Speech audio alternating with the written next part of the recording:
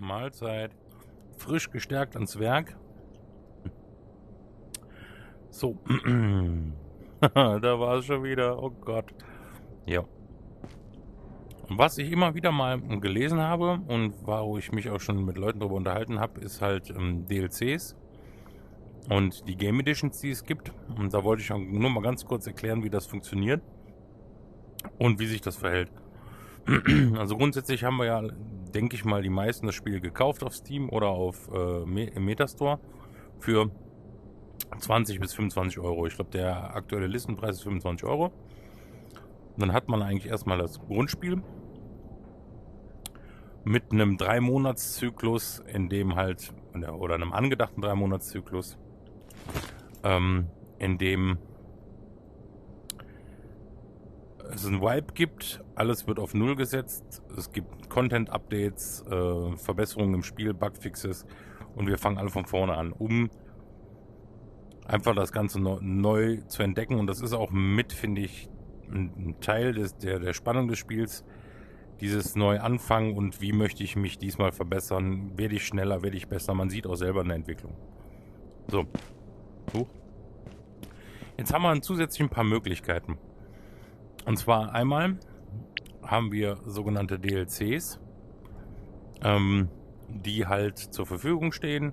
Für kleines Geld kann man sich zusätzliche Ausrüstung kaufen.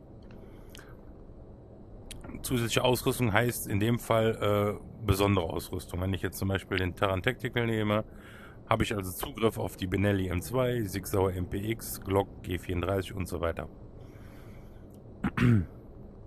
Kommt es jetzt zu einem Wipe, also alles wird resettet, hat man von jeder der Waffen ein Exemplar in seinem Schrank und die Möglichkeit, diese Waffen bei dem speziellen DLC-Händler zu kaufen, nachzukaufen, wenn man sie verloren hat.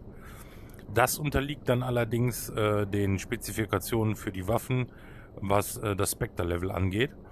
Also eine Benelli braucht man Spectre 2 für eine MPX braucht man Spectre Level 3.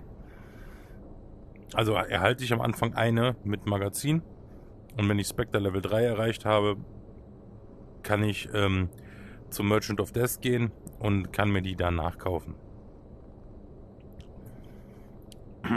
Cancel. So, dann haben wir jetzt sehr neu den Eastwood DLC. Da geht es sich eher um Pistolen und Schrotflinten und Schrotwaffen und den Unterhebelrepetierer, wenn ich es jetzt richtig ausgesprochen habe. Kann ich persönlich nicht so viel mit anfangen. Ich fand die Eldorado sehr interessant, weil das ist eine abgesickte doppelläufige Schrotflinte, die ins Pistolenholster geht. Also habe ich dann die Möglichkeit, 2 Schrotpatronen im Pistolenholster mitzuführen. Und mein absoluter Favorit, wie ihr seht, ich habe ihn noch nicht mal gekauft, den Uwu DLC. Nicht nur, dass das eigentlich nicht mal neue oder andere Waffen sind, es sind einfach nur Waffenskins. Also es wird zwar nicht gesagt, dass es Skins sind, sondern man kann dann bei dem Händler die AKM kaufen in dieser Färbung. Oder die normale, also man verändert seinen Skin für die Sachen im Spiel nicht, sondern man hat die Möglichkeit, die eine zu kaufen oder die andere. Ändert allerdings nichts an den Spielstati. Und da hat man jeweils immer einen von. Meiner persönlichen Erfahrung nach bringt das unheimlich Unglück. Ich weiß es nicht, wie es mit euch ist. Habt ihr da Erfahrung gesammelt? Gerade wenn man am Anfang diese rosanen Rucksäcke, man sieht sie sehr gut und es zieht das Chaos magisch an. Ja. So, also das sind DLCs, die man dann sich zusätzlich freischaltet bei dem DLC-Händler. Und dann gibt es noch die Game Editions. Und da kommen immer die größten Fragen auf. So, jetzt steht hier überall, dass ich sie gekauft habe und das ist schon mal nicht der Fall. Vieles, was im Kleingedruckten ist, ist halt, wir fangen alle nach dem Wipe an mit 100.000 Corona und dem Bunker aus. Und ich kann mir quasi ein zusätzliches Startkapital einmalig erwerben. Heißt, ich hätte, wenn ich mir diese Edition kaufe, einen zweiten Gun Room, also das Armory Level 2 meine ich, 100.000 Corunas extra und diese Waffen und Ausrüstung zusätzlich. Die hängen dann an den Wänden. Wenn ich jetzt diese Edition kaufe, kriege ich den Intel-Raum schon freigeschaltet, nochmal 100.000 Corunas, alles was hier aufgeführt ist und ganz, ganz wichtig, alles was in der vorherigen Version ist hier automatisch mit inkludiert. Man bekommt also das, was vorher aufgelistet worden ist und das hier. Und das führt uns dann zu dem Schluss, dass wenn wir die Nuclear Night Edition spielen, wir nochmal 200.000 extra kriegen, die Schießbahn, alle Traders in-game auf Level 2, was finde ich sehr viel wert ist, und auch da wieder. The Nuclear Night Upgrade automatically includes Care Package and Join or Die Editions. So.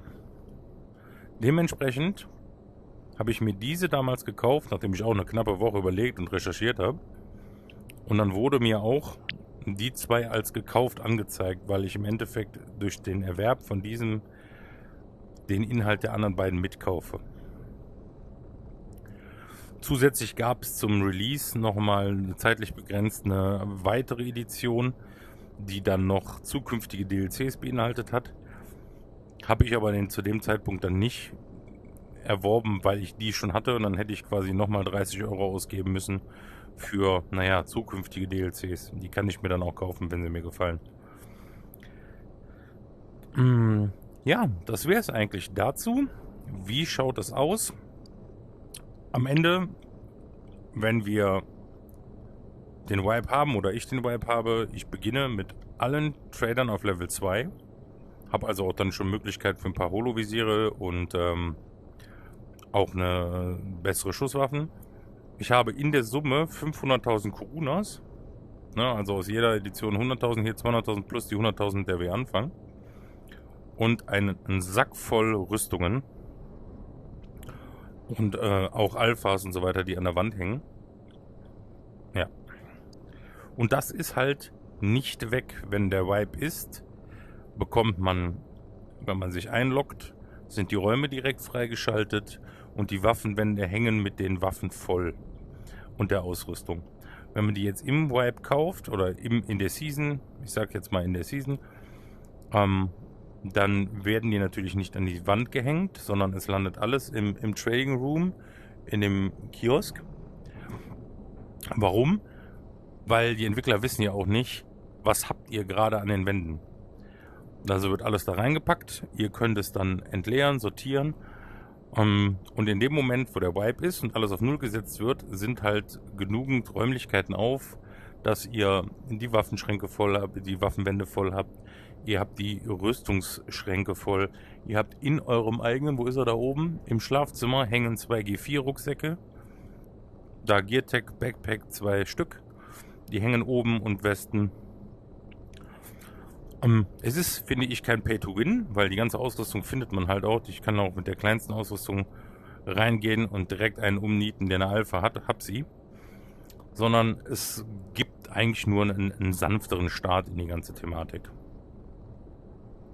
Gerade mit den Händlerleveln ist es dann durchaus schön. Man kann sich bestimmte Sachen halt direkt kaufen. Oder der Intel-Raum ist schon freigeschaltet und wenn ich eine Grafikkarte finde, kann ich die direkt einsetzen, ohne den Raum noch freischalten zu müssen. Ja. Also das wäre erstmal meine Erfahrung und mein Wissensstand dazu. Falls ihr noch Fragen habt, gerne in die Kommentare. Ansonsten, ich persönlich habe es nicht bereut, mir die Nuclear Night Edition zu kaufen. Man hat einfach ein klein bisschen mehr am Anfang und man kann ganz entspannt die Raids machen. Und bei den DLCs, hier sind Waffen bei, die mich interessiert haben. Das ist halt einfach, ich habe einen rosafarbenen Rucksack, bin ich der Meinung, brauche ich nicht unbedingt.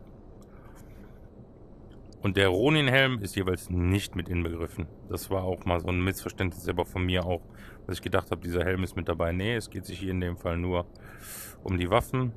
Hier auch um die Items, den Rucksack. Hier ist der Hut mit drin.